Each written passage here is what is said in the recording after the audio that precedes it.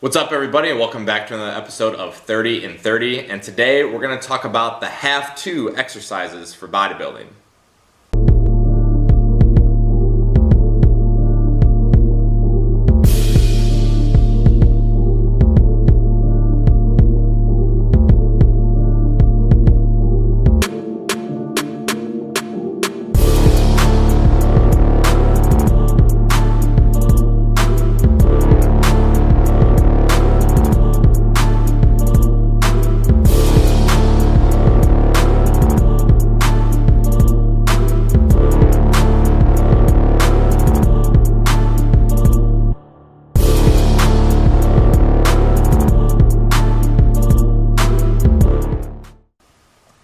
Now, I know what some of you might be thinking.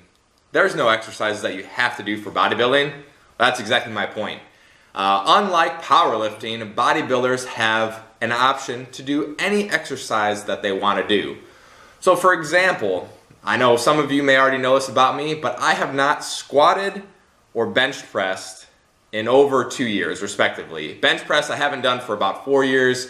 Squats I haven't done for about 2 years now. Why, do you may ask? Well, for me personally, I have very poor activation when it comes to my chest, especially for barbell movements. So I do mainly machine movements and sometimes dumbbell movements. I do a lot of cable movements, and that's where I feel my chest activate the most. Squat, on the other hand, although my legs were fine in the development standpoint, squat, unfortunately, I have a lower back problem. That's still kind of nagging me. So I threw back squats out of the equation, and I do more hack squats now and leg press for my quad activation. Now, some people may say, well, you can't build a good set of legs without squatting. Well, I'm here to tell you that you can, and I've seen it more and more and more, especially recently, that guys are doing the same. Although squats are, yes, a great leg developer, you don't necessarily need to do them for bodybuilding. So the things that I do instead of squatting, I just said hack squatting, leg press, leg extensions. Those are my main quad movers. For hamstrings, I obviously do leg curls, stiff leg deadlifts, and glute bridges or hip thrusts, whatever you want to call them. So I don't squat, but I do everything else and then some. So there's no particular movement that you have to do. Now, if I was a power lifter, I'd be screwed because I don't bench and I don't squat. The only thing I do is deadlift, and I only deadlift about 1 to 2 times a month, believe it or not. Same thing for my lower back. So we have to learn what really works for our bodies, and we have to listen to our bodies. And I really don't like that statement, listen to our bodies. But if we go into the gym, and let's say, for instance, we're constantly hurting ourselves, or for years I bench pressed, and although I did get strong, my chest growth was poor, and my chest still suffers from years of bench pressing where I wasn't really doing anything for my chest other than close grip tricep pressing, which I think all of you guys know that my arms are pretty big right now, and that's probably because I was bench pressing essentially close grip and just throwing it up. Obviously, chest suffered, triceps grew, imbalances occurred. In bodybuilding, we need to have a well-balanced physique, and we don't necessarily need to do specific exercises for each individual body part. Some exercises feel better than others. Like I was saying, for my chest, I prefer more machines. Other people may say that they like free barbell movements or dumbbells better. That's totally fine. But in order to build a high quality physique over time, you have to learn what works best for you. So, for example, with me, I've gotten away from essentially almost a lot of free barbell movements. I pretty much don't do any barbell movements besides the deadlift, and that's done in a much lower frequency than I used to. I used to deadlift 1 to 2 times a week, and now it's 1 to 2 times a month.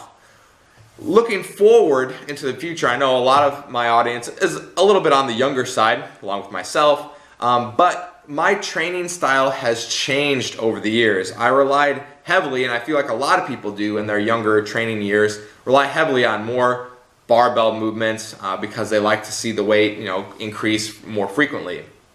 They have like a powerlifting mentality, or oh, I want to do more weight, more weight, more weight. As you get older, we get a little bit more injury prone, our joints start to ache a little bit, and then we start to train a little bit smarter. Now, I'm not saying that the barbell movements are bad by any means, but I'm just saying if they make you more injury prone, like they do for myself, throw them out the window, because you don't necessarily need to do a specific movement. You just have to train that movement pattern. So yes, I still do plenty of horizontal pressing. I still do plenty of rowing, even though I'm not doing a ton of deadlifts. And I obviously still do a ton of leg work, even though I'm not barbell back squatting anymore.